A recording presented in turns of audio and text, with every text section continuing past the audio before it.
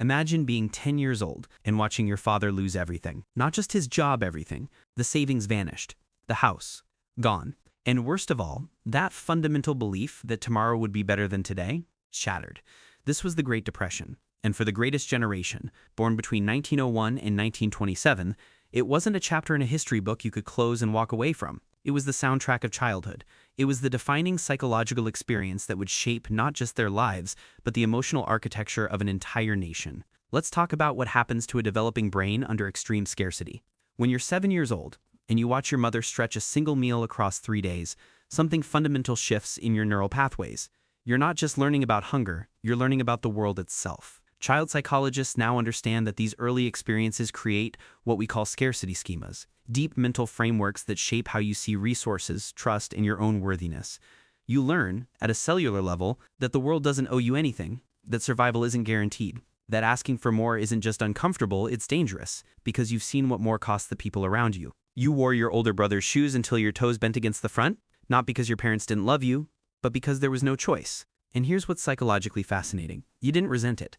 You internalized it. This became your normal, just as this generation reached young adulthood, that crucial developmental window when you're supposed to be exploring identity, building autonomy, establishing yourself. The world made another impossible demand. World War II didn't just interrupt their lives, it defined them.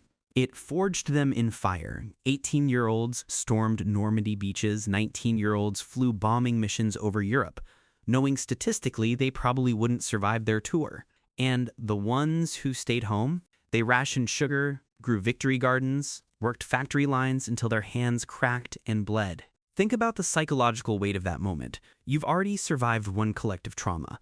You've already learned that security is an illusion, and now you're being asked to risk everything. Your life, your future, your sanity, or an abstract concept called freedom.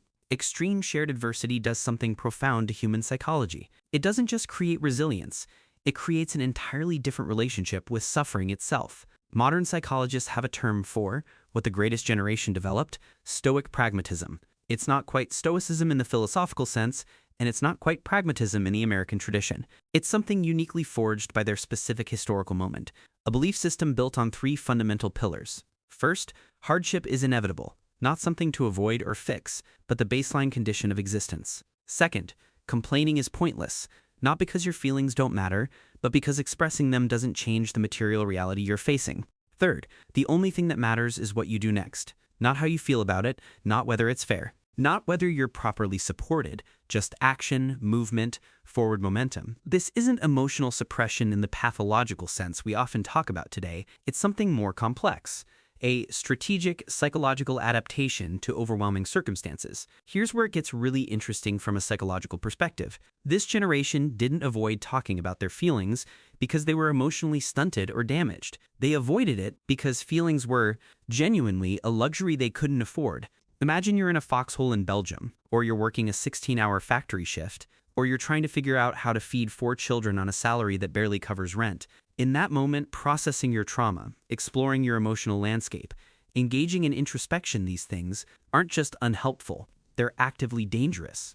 They slow you down, they make you vulnerable, they consume resources you don't have. So you develop what psychologists now call emotional compartmentalization, the ability to feel something deeply while simultaneously putting it in a mental box and continuing to function. You don't process the trauma, you bury it, and then you keep moving, because there's a war to win, a family to feed, a country to rebuild. What's remarkable is that this actually worked for them. At least in the short term, they developed an almost supernatural ability to endure uncertainty without spiraling into anxiety. They could lose something meaningful, a business, a home, a limb, and start over the next morning. Not because they were unfeeling, but because they had been trained repeatedly that survival depends on adaptation, not mourning. They carried this psychological framework into everything they built, into the factories and boardrooms of post-war America, where they created unprecedented economic prosperity through sheer relentless work, into their marriages, where emotional intimacy often took a back seat to stability and provision, into their parenting, where love was expressed through sacrifice rather than words, and whether they knew it or not, whether they intended it or not, they passed it down, in smaller doses, in diluted forms. to the baby boomers who rebelled against the emotional silence, to Gen X who learned independence bordering on isolation, to millennials and Gen Z who are now in therapy trying to understand why their grandparents' coping mechanisms don't work in a world of relative material abundance, but profound psychological uncertainty. The greatest generation saved the world. They rebuilt civilization from ruins. They created prosperity their own parents couldn't have imagined. But here's the psychological question we're still wrestling with. What did it cost them internally? And what does it cost us to inherit their unprocessed trauma, their emotional stoicism, their belief that suffering in silence is strength?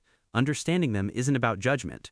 It's about recognizing that psychological resilience isn't one size fits all, that the coping mechanisms that saved one generation might suffocate another, that we contain multitudes of inherited responses to pain we never directly experienced. The greatest generation taught us that humans can endure almost anything.